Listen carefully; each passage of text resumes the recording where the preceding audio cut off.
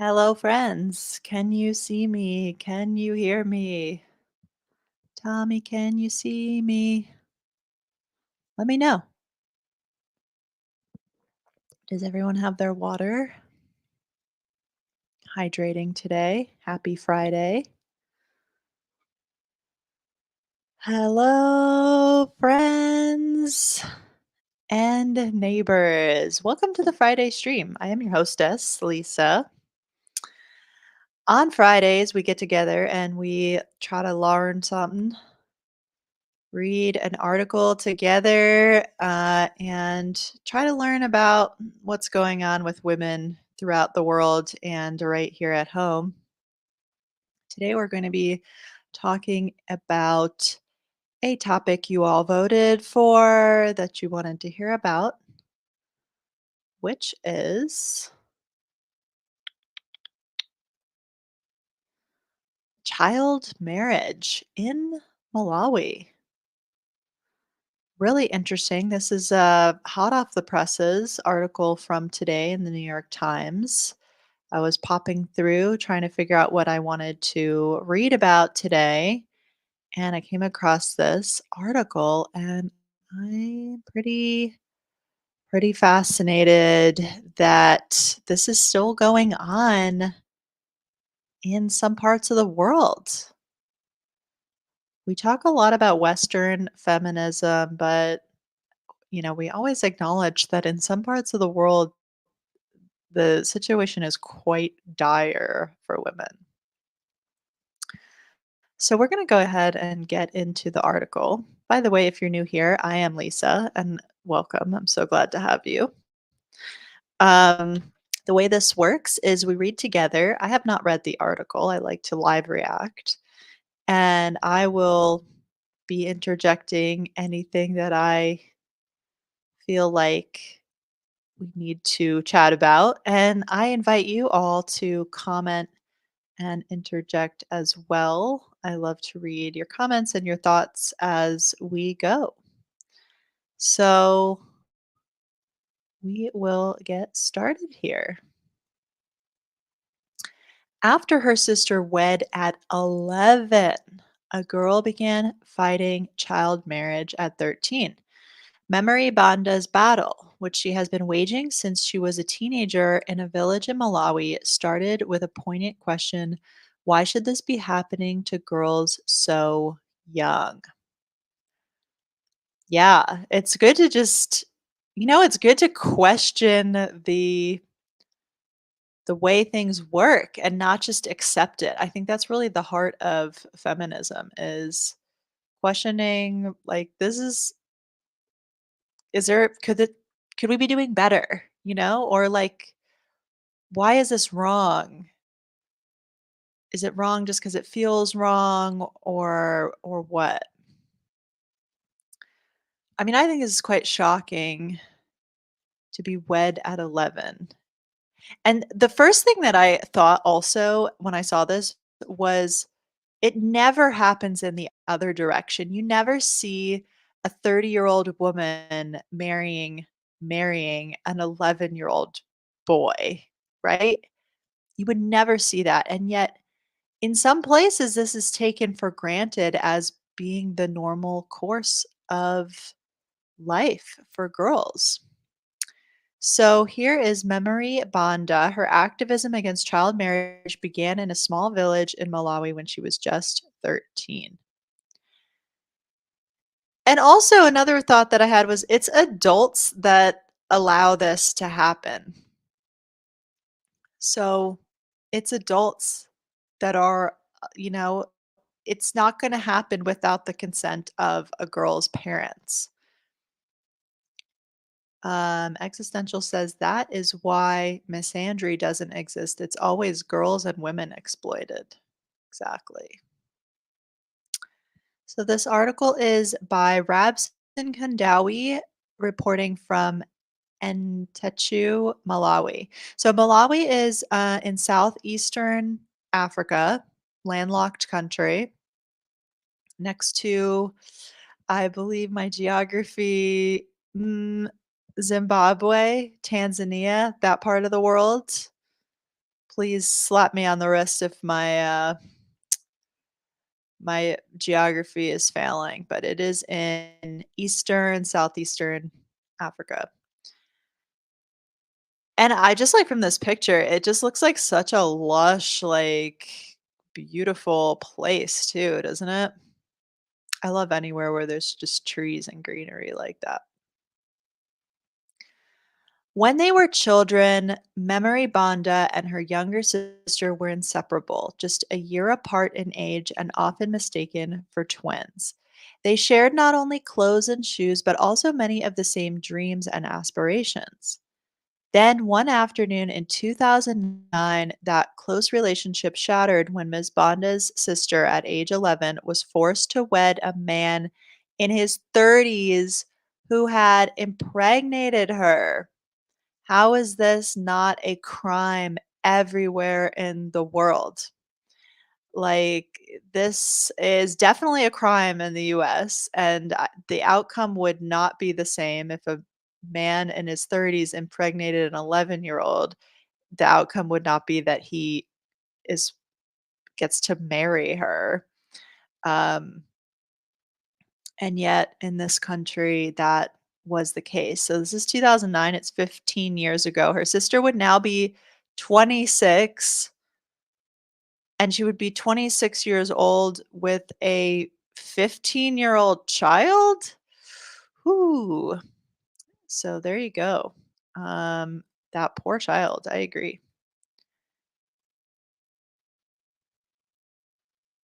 15th Jessica says, I don't know some really religious communities in the States that allow it, may be able to push a forced marriage through. And child marriage definitely happens in the US for sure.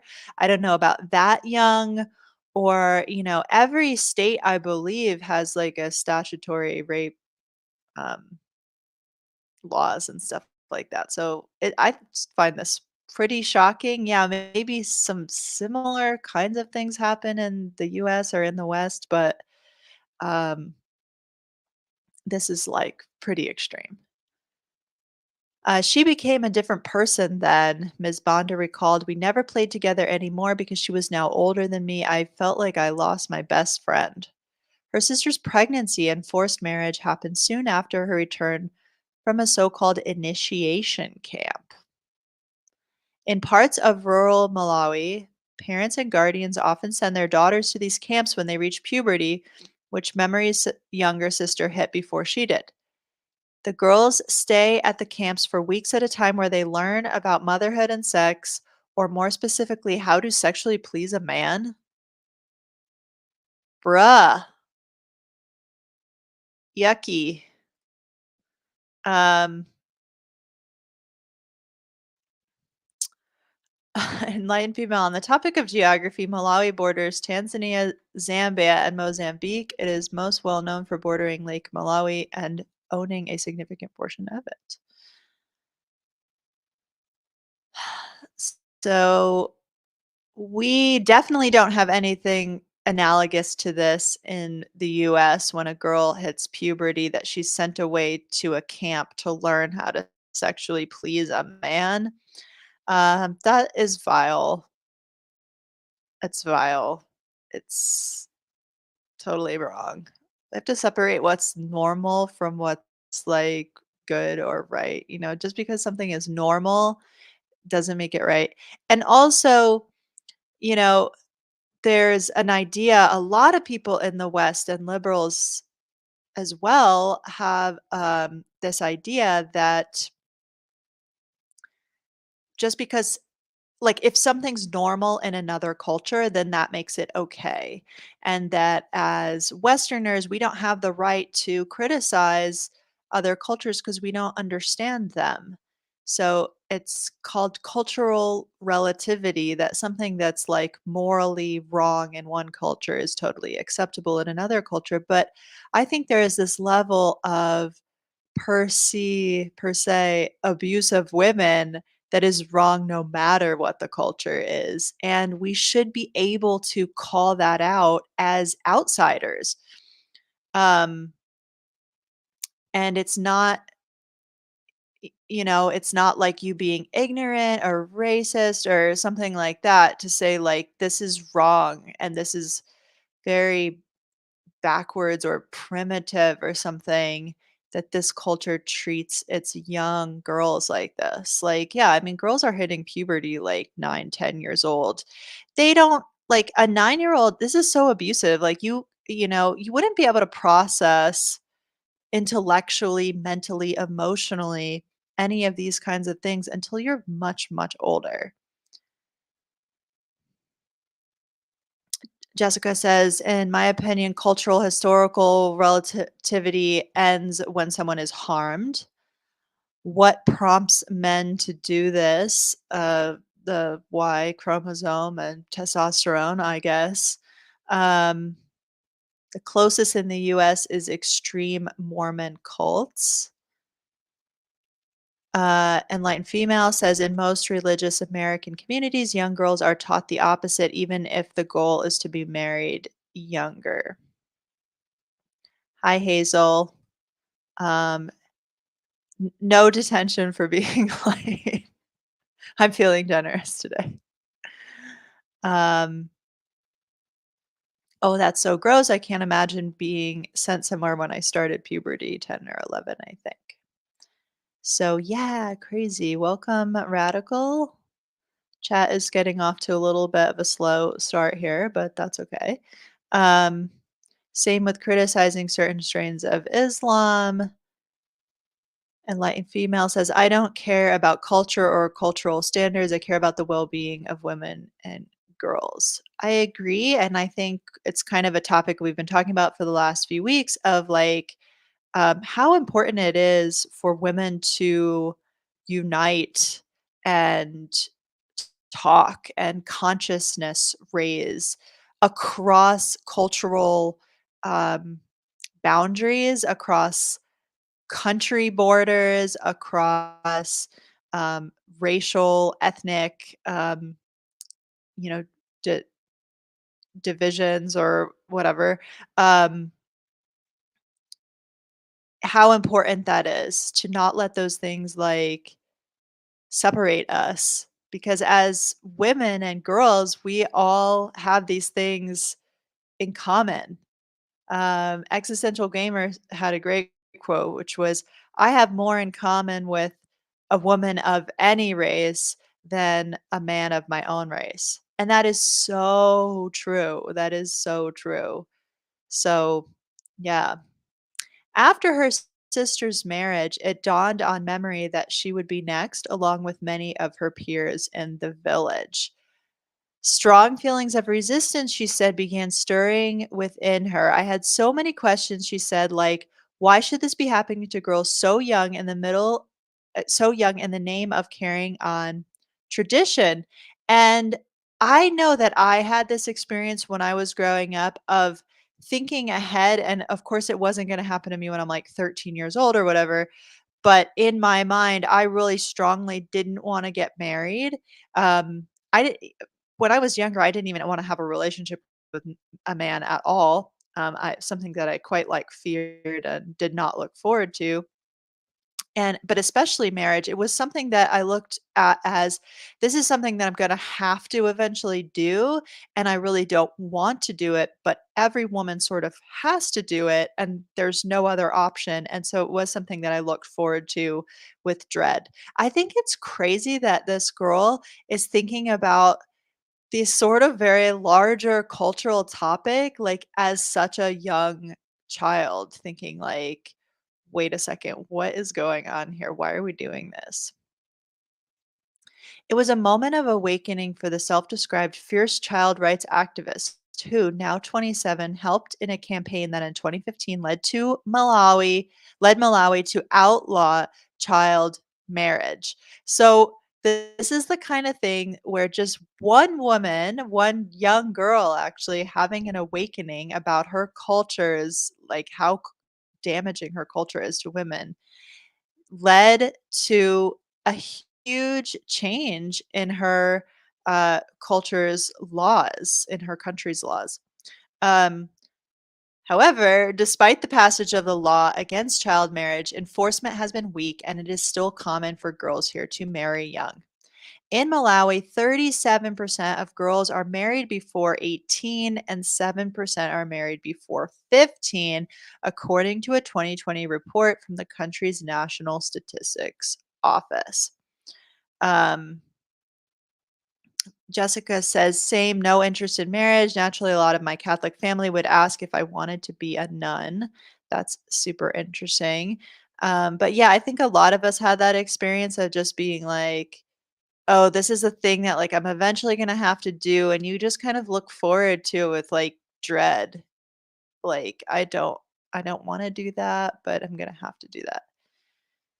The drivers of child marriage are multifaceted. Poverty and cultural practices, including the longstanding tradition of initiation camps, are important components of the problem. When girls return from the camps, many drop out of school and quickly fall into the trap of early marriage.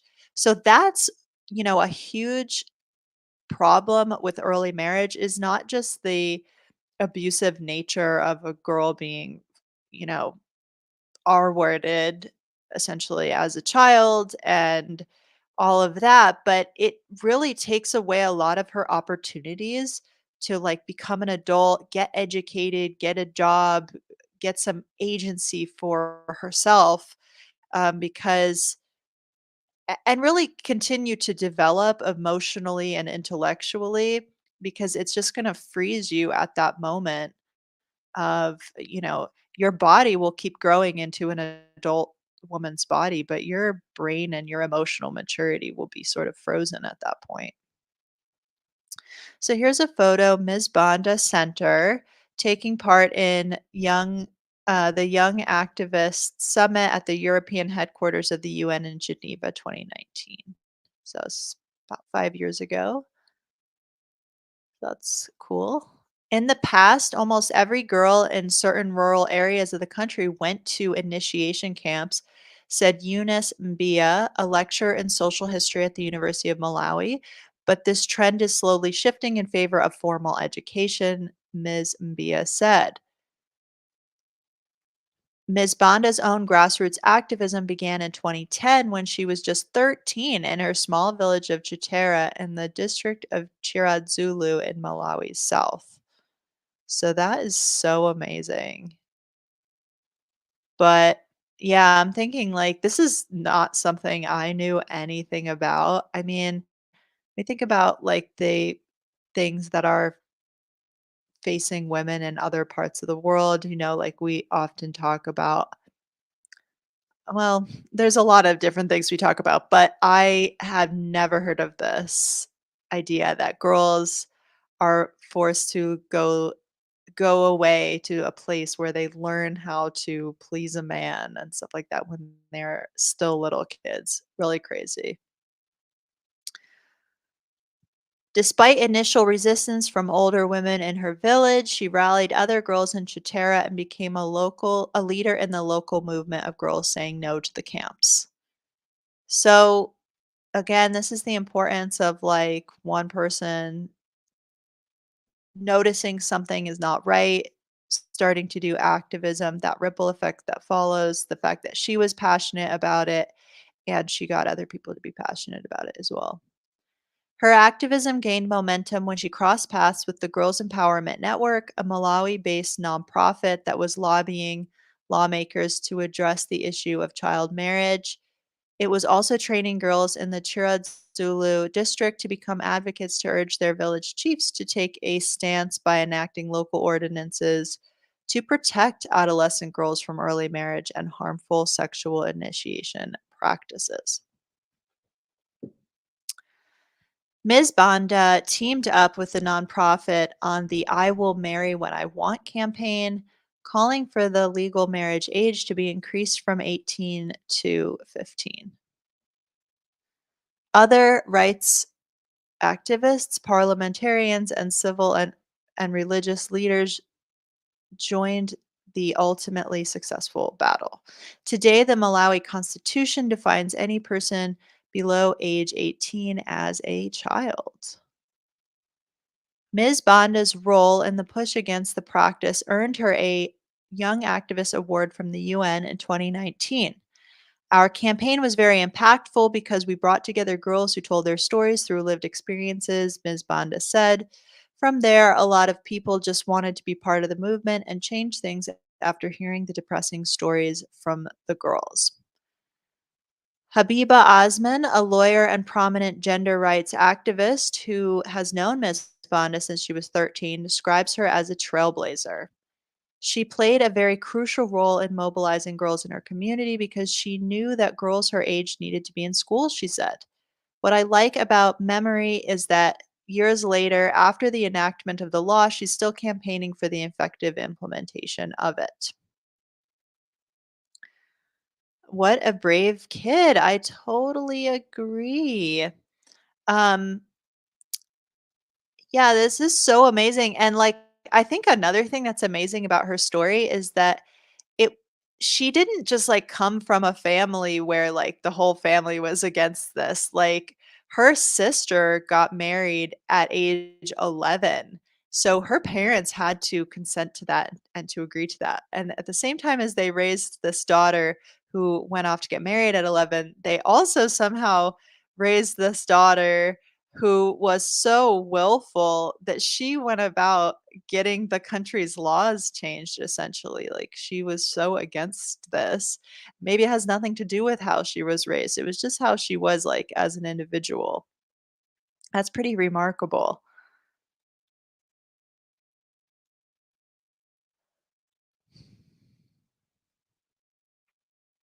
In 2019, with the support of the Freedom Fund, an international nonprofit dedicated to ending modern slavery, which I think that being married off at 11 is a form of slavery.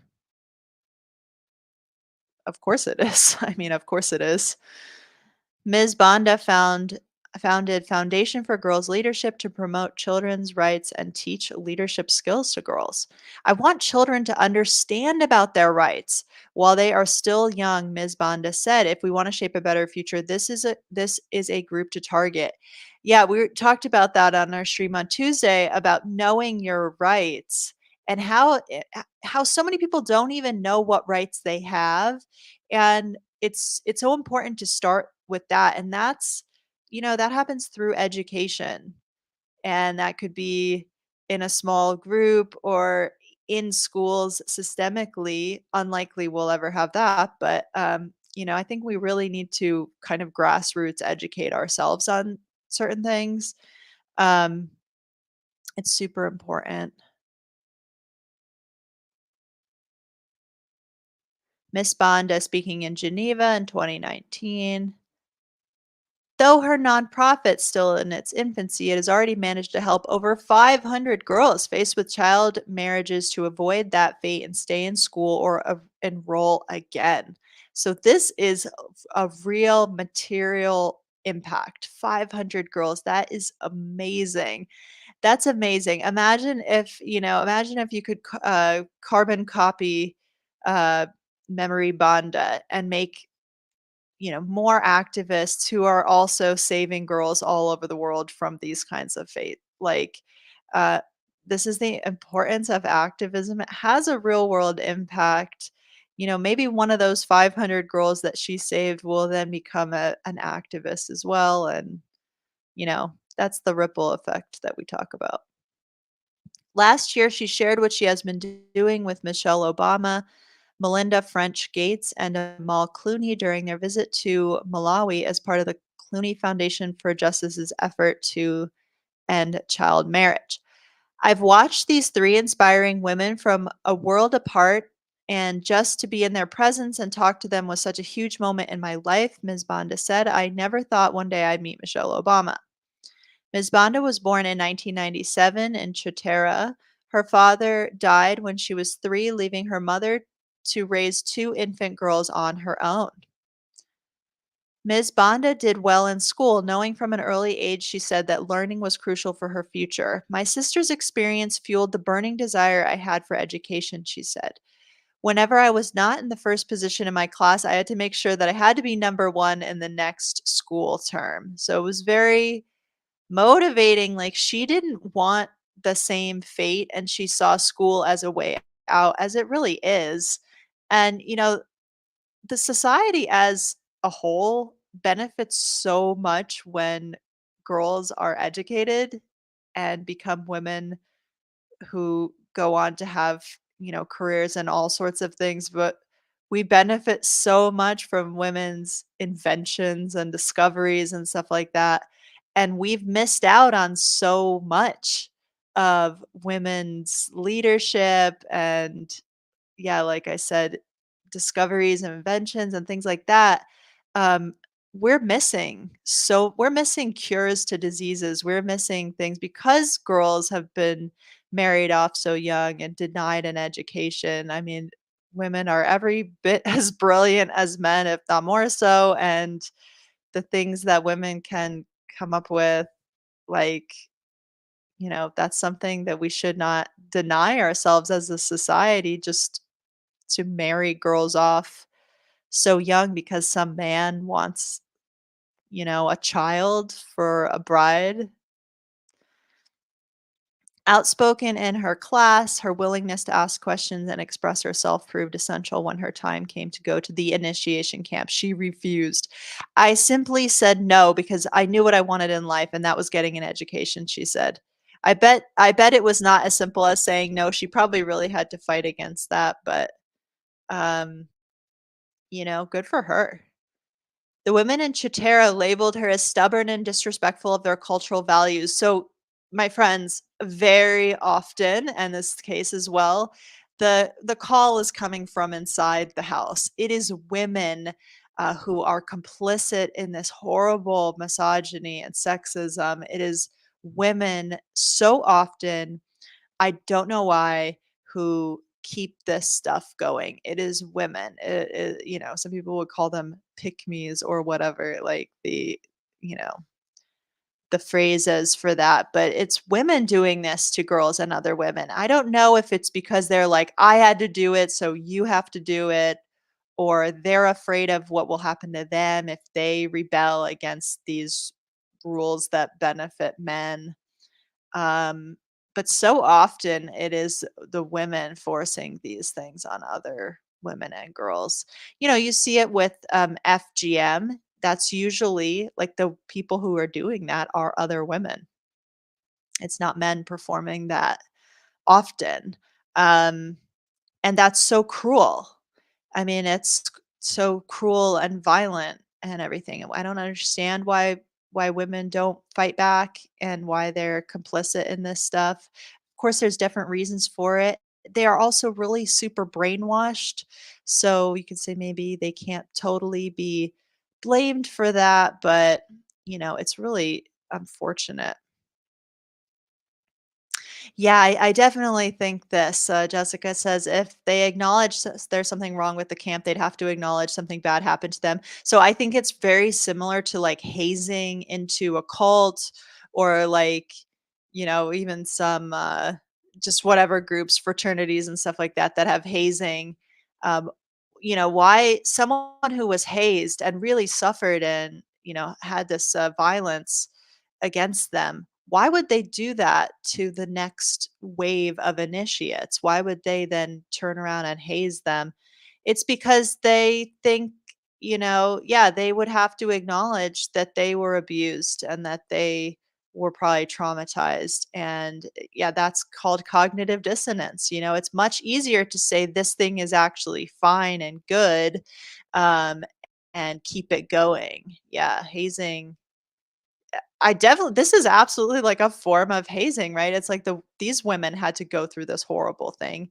So then the next generation, they say, you're going through it too. And some people who are being hazed as well, like they want to go through it, which is another weird, like cognitive cognitive dissonance thing. Like even when they're in the midst of it, they're not acknowledging to themselves, like, hey, I'm being abused right now. I'm being maltreated.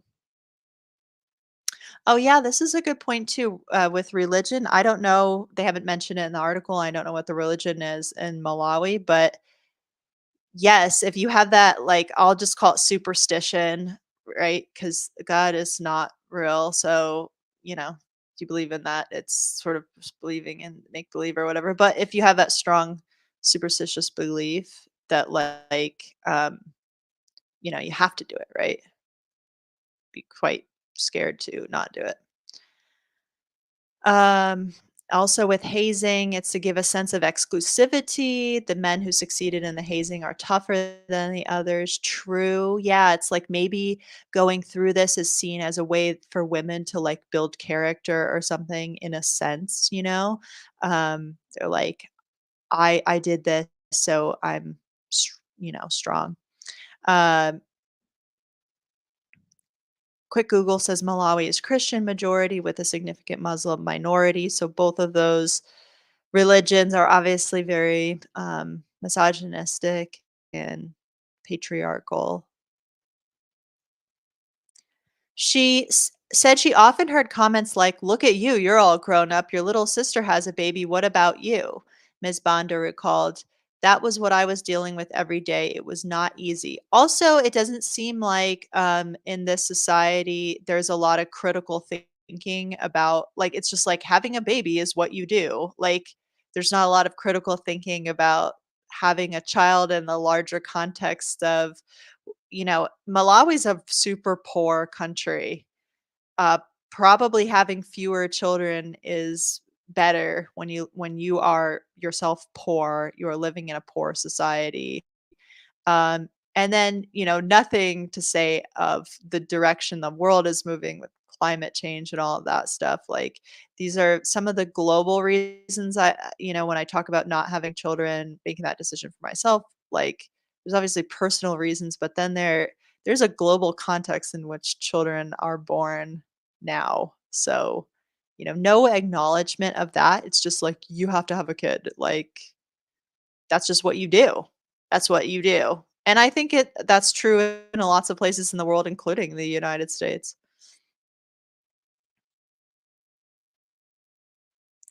They must have a sky high rate of maternal mortality.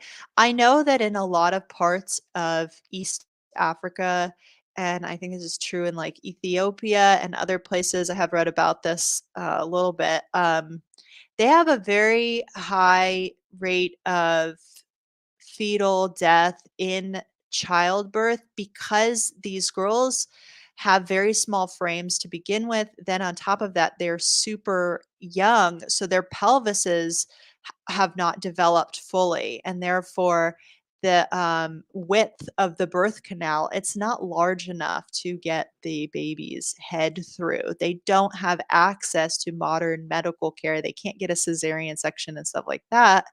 So frequently what happens is um, they they cannot give birth. So they go into labor and they can be in labor for like up to several days and the baby is not coming out and eventually the baby does die.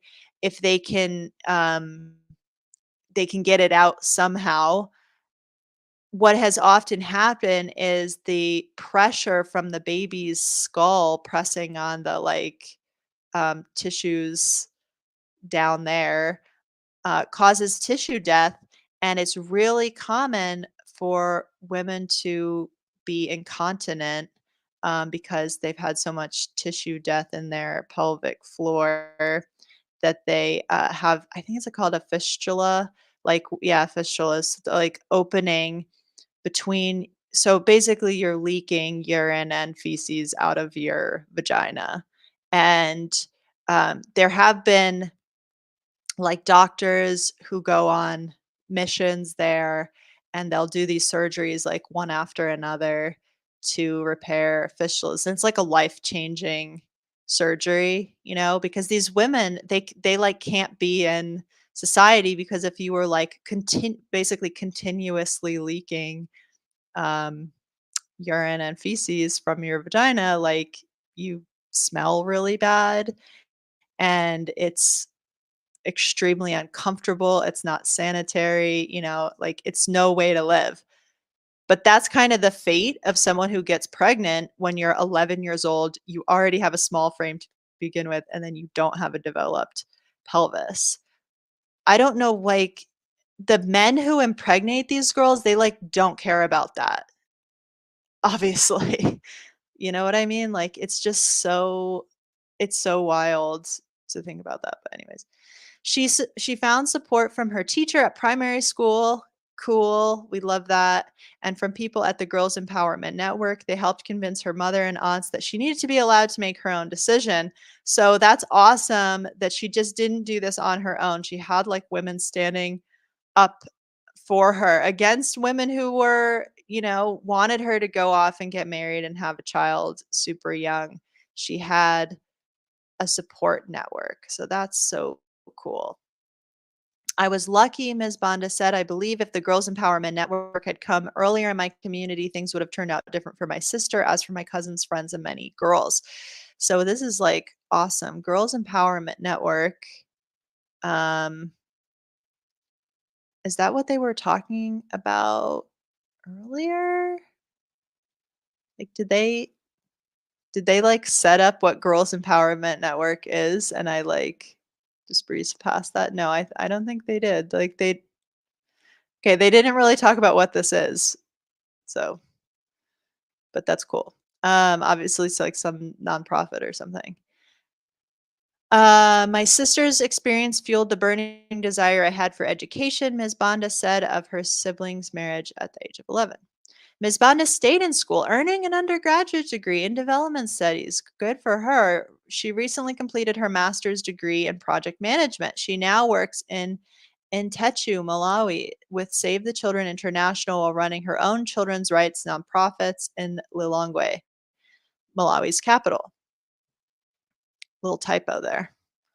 As much as she accomplished, Ms. Banda is aware there is much left to do. Some of the girls that we have managed to pull out of early marriage ended up getting back into those marriages because of poverty, Ms. Banda said. They have no financial support and their parents cannot take care of them when they return home. She noted that child marriage is a multidimensional problem that requires a multidimensional solution of scholarships, economic opportunities, child protection structures at the community level, and changing the way families and communities view the problem, she said. So, not just changing the laws, that's important too, to give that like framework to what's clearly morally right and morally wrong in your society, but all of these other things too, right? Like, you have to have a practical alternative for girls. Like, you have to have something else for them to do besides getting married. You have to have scholarships, economic opportunities, etc. So, and also, changing the attitudes. Ms. Banda is currently lobbying Malawi's Ministry of Gender to set up a girls' fund to help provide economic opportunities to those most vulnerable to a childhood marriage. What a great way to spend taxpayer money in Malawi is to set up a fund to lift up these girls from poverty, essentially, and so that they can have an alternative to getting married. For her sister, the first forced marriage didn't last. So someone was asking that for an update about the sister. There you go. While now remarried to a man she chose as an adult, her childhood trauma disrupted her education and ended her ambitions of becoming a teacher. Ms. Banda's next move is to set up a vocational school for girls through her nonprofit aimed at providing job skills to those like her sister unable to go beyond secondary school. All I want is for girls to live in an equal and safe society, she said. Is that too much to ask? No, of course it's not too much to ask. Um, oh, I love this so much. This is what we should be doing, not fighting foreign wars. I say this all the time, but we have enough resources in this country and really in the entire world that we could live in an absolute paradise society if our resources were distributed evenly. There was not so much greed as there is now. I think that greed is one of the worst things, one of the worst aspects of humanity. And if we didn't spend so much money on wars, I really totally disagree with the way that um,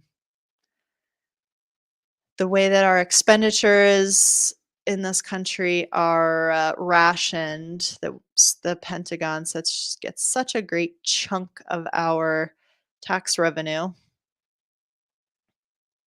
and of course, we spend at a deficit to send bombs all over the world to kill innocent people. We could if billionaires weren't greedy monsters. True. Everyone hydrating today. It is Friday. Friday's a great day to hydrate. It's one of the 7 best days to hydrate.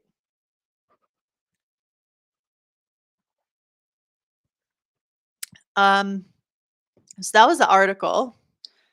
We have plenty of time left. If anyone wants to talk about anything else, bring up anything else, y'all are a little quiet today.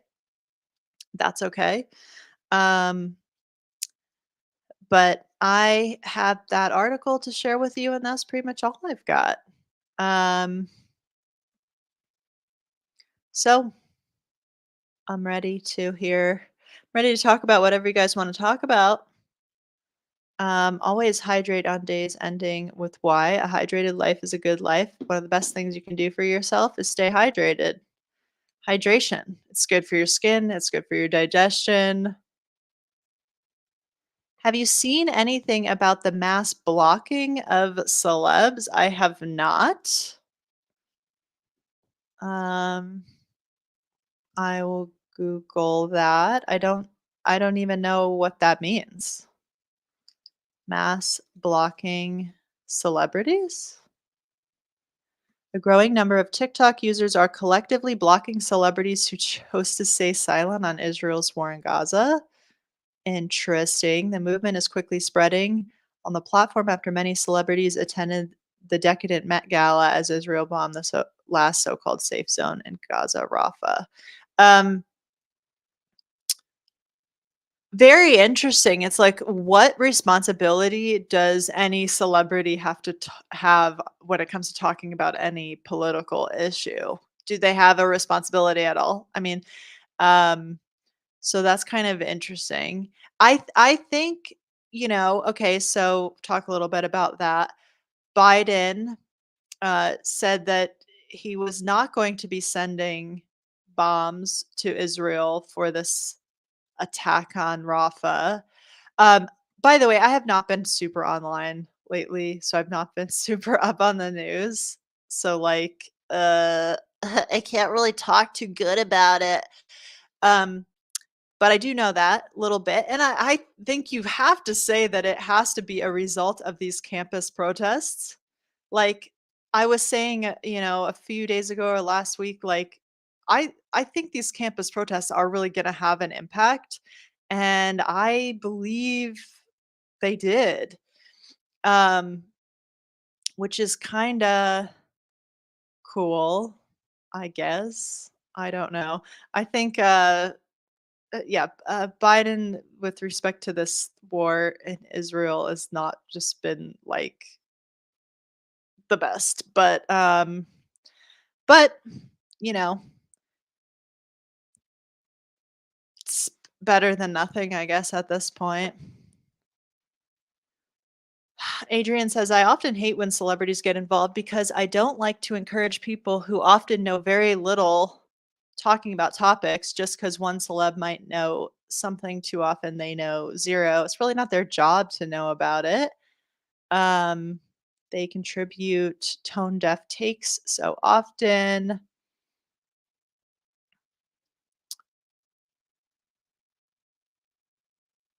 I think it's less about Gaza and more about let them eat cake that one of the celebs said, or at least that's why I blocked the Kardashians. Um, there's definitely that aspect too. 8 says that's good to protest, but JFC go vote for Biden. Anyone who thinks Trump isn't going to greenlight 20 times worse things have been done already is delusional. I totally agree. Um, I've said it so many times, like, the fact that 2/3 of 18 to 34-year-olds do not care one way or the other who the next president is, like, so crazy to me.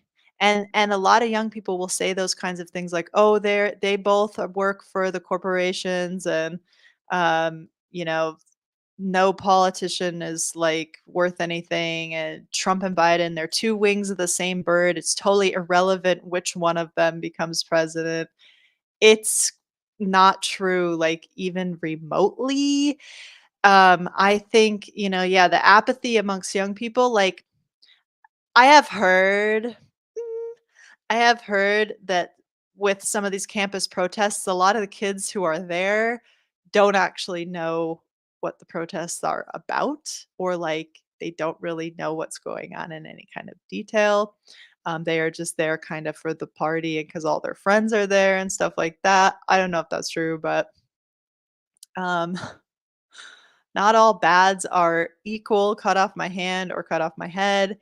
And it's like, I don't even wanna frame it that way because I don't think Biden is bad. I don't agree with every single thing that he's done, but he's done some good stuff, and, it's just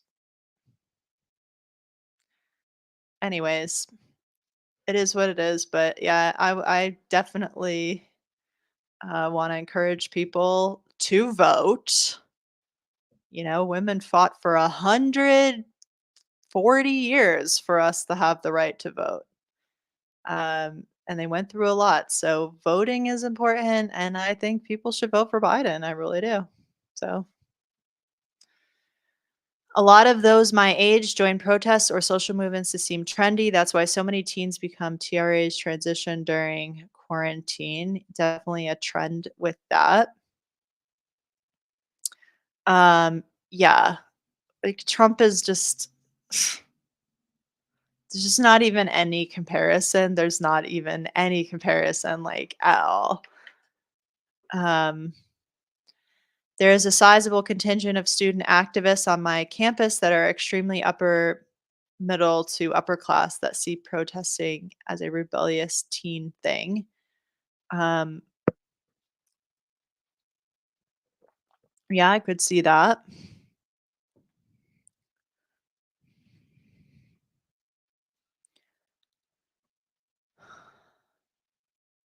Plan 2025, Project 2025. I don't really know like a ton about it. I just think it sounds like such a fringe, dumb thing that's like never gonna come to fruition. But all the more reason if you need another reason to vote for Biden over Trump, sure, that's a good one too. Um, I'm talking about sons and daughters of ambassadors type privilege. Interesting. Yeah. Well, it's clearly wrong. It's clearly wrong what's happening in Palestine.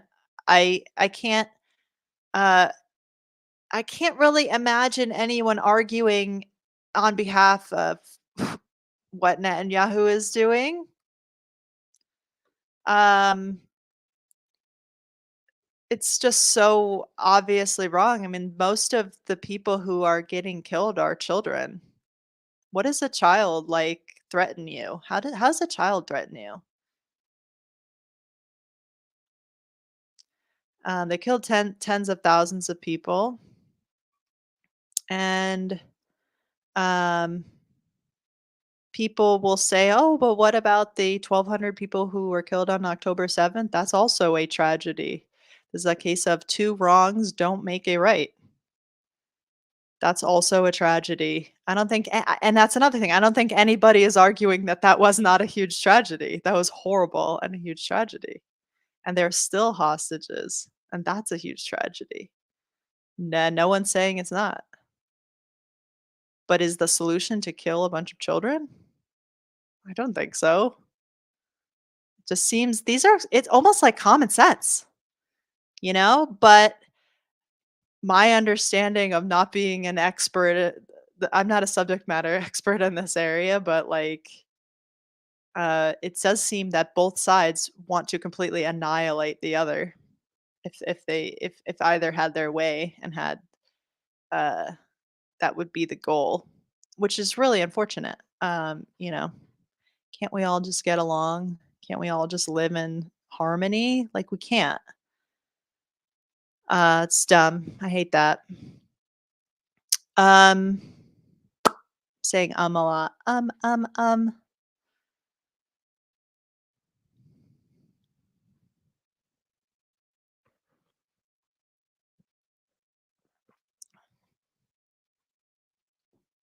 Yeah, well, that's really creepy and like there's nothing like cool and edgy about innocent people like getting M-worded, right? That's not like, oh, cool. No, that's completely messed up. I don't think like at least in the US, I don't think there was anyone who was arguing that 9/11 was like cool and edgy. That was something that we all universally agreed on. Not everybody agreed that we should just go to war for kind of no reason over it, but, yeah, it's sort of like those terrorist attacks happen, it's really bad, but it's like, what's your response? To just, like, annihilate the other side, including innocent people who also don't agree, you know? A lot of Palestinians don't love Hamas just the way, like, a lot of Israelis don't love Netanyahu. Um, there are also a lot of American Jews who are totally against Zionism. Anyways, this is totally outside of my wheelhouse, not my fight, not my issue. I am just most concerned that so many women and children are being victimized in this whole thing. They've Israel has completely destroyed, in large parts of Gaza, like, all of the school buildings and infrastructure for educating children for basically the entire next generation. And if you wanted to, say, not, breed terrorists, I think not bombing schools would be a good thing to do because, um I don't how did we even get into talking about this? This is just yeah, like I said, this is outside my wheelhouse. It does make me a little uncomfortable to talk about it, but I just see it as like the common sense stuff. But I do think the campus protests have had an impact. And yeah, we're doing our best. Let's see. I had an intense conversation with a friend of mine today on this subject on opposite ends of the fence on it.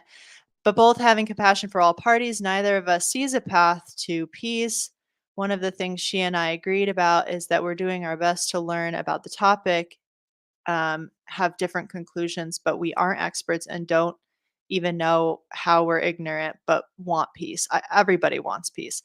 Another thing, I don't know if we talked about this the other night, but like, I did make a community post about this. The military industrial complex has to get paid.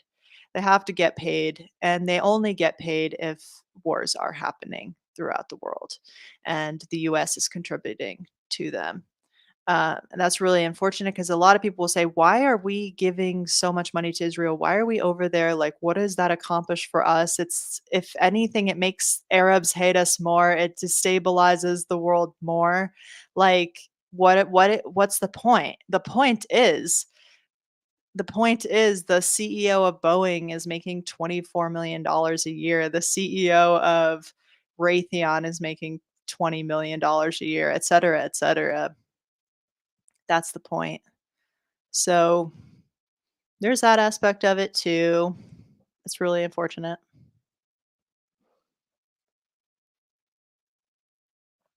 Okay, 5 more minutes. Anything that you guys wanna talk about? I don't know. No one, like, seems super chatty today, so I guess I won't, like, bother you guys with my presence too much more, but, um, yeah, I don't know. YouTube has been so slow and quiet for me lately. I don't know. I feel like I'm not connecting with people, and it is what it is. It ebbs and flows. There's sometimes where it feels like, wow, I'm like really connecting with people. And then other times it's like, yeah, I'm just not. And It's my continual frustration. YouTube is my bad boyfriend, but 'tis what it is.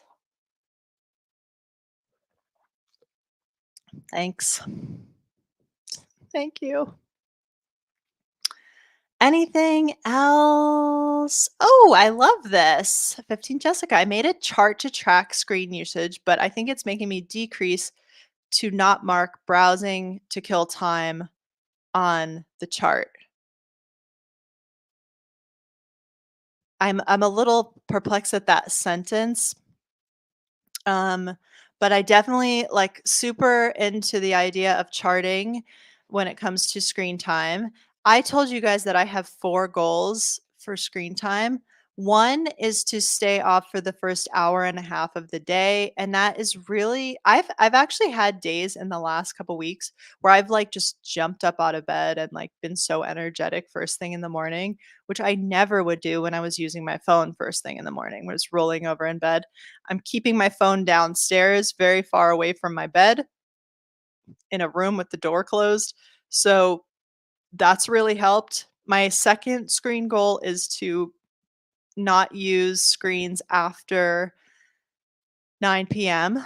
That's the harder one because the evenings is when I have all these chaotic thoughts and I tend to like tamp them down by just like going on Reddit, surfing, watching YouTube, etc. So I've been doing that though. I did it last night, very relaxing. I had 2 days where I fell off the wagon. When we streamed on Tuesday night, I ended up staying online till like midnight that night, and then the next night I did too, but last night I got back on the wagon. And then my other 2 goals are to use, the computer for just 6 hours a day, and that includes my work. So, because I have to get my work done, then I'm kind of limiting my surfing just, like, naturally, because it's like, "Oh, if I surf too much, I'm not gonna have time to do my work," which I need to do. And limiting my phone to 2 hours a day, which I have been pretty good about. So, um, yeah, I've all of May except for 2 days so far, I have stuck to that. Um Oh, okay. Ah, yes, this is the effectiveness of charting. Marking down when I pull out my phone for the sake of doing something makes me associate it with failure, and I usually end up not touching my phone. It's much easier if you just don't touch it, you know? Like, if you just stay, um you're like, "You know what? I'll just do something else." And then after a while, it becomes like kind of a habit to just like go find something else to do or to not like always be continuously running to the phone or the computer, you know? My girlfriend really struggles with screen time. Can you talk about certain times and how that is effective as opposed to length? So like again, I'm kind of doing both. I'm doing 4 things, I'll put it in the chat.